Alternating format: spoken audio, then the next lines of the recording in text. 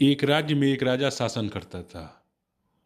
हर सप्ताह पूरी शान और शौकत से नगर में उसका जुलूस निकला करता था, जहाँ प्रजा उसके दर्शन किया करती थी।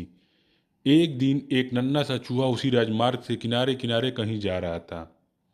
जुलूस निकलने वाला था और वह चूहा था तो छोटा सा, मगर उसका घमंड बहुत बड़ा था और वह खुद को सर्वश्रेष्ठ और महान समझता था। कुछ देर बाद राजमार्ग से राजा का भव्य जुलूस निकला, जिसे देखने लोगों की भीड़ लगने लगी। राजा अपने पूरे दल बल के साथ, उसके सैनिक उसे घेरे हुए थे। कई मंत्री और अनुचर उसके पीछे थे। वह एक विशाल शाही हाथी पर सवार था। हाथी शाही था, इसलिए उसे भव्यता से सजाया गया था। उसकी शान भी देखने लायक थी। जुलूस में हाथी के साथ एक शाही बिल्ली और एक कुत्ता भी था।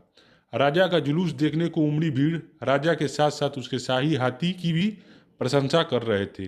यह सुनकर घमंडी चूहे को बहुत बुरा लग रहा था।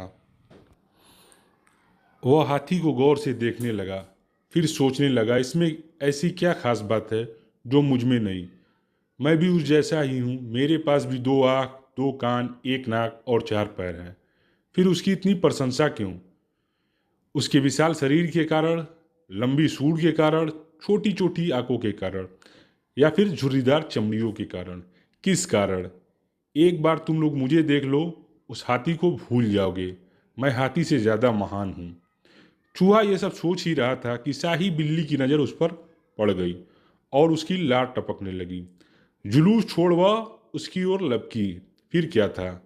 चूहा अपनी सारी महानता भूलकर दुम दबाकर भागा। भागते भागते वह हाथी के सामने आ गया। आगे बढ़ते हाथी ने उस पिद्दी से चूहे को देखा तक नहीं और अपना विशाल पैर उठा लिया। चूहा उसके पैर के नीचे कुचलने वाला ही था, मगर किसी तरह उसने खुद को बचाया।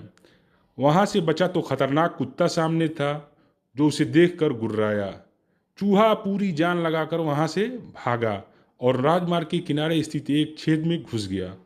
उसका सारा घमंड उतर चुका था। उसे समझ आ चुका था कि वह इतना श्रेष्ठ भी और महान भी नहीं है।